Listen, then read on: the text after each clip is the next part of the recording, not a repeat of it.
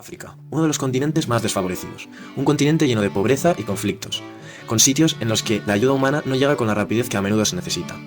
Es conocido a veces como el Nuevo Mundo, culturas y mentalidades diferentes a la occidental, con la que no estamos acostumbrados. Recursos como alimentos, medicamentos, bolsas de sangre necesitan ser transportados en un tiempo crítico. Debido al difícil acceso a las aldeas, el transporte de estos recursos puede ser bastante complicado. Gracias a las nuevas tecnologías, estos impedimentos empiezan a superarse. Con unos drones especialmente diseñados para ello, se pueden llevar medicamentos, comida y todo tipo de recursos necesarios a estos lugares inaccesibles de una manera muy rápida y eficiente. Son ligeros, rápidos, eléctricos, amigables con el medio y están listos para servir las necesidades en cualquier punto inalcanzable de una región o país.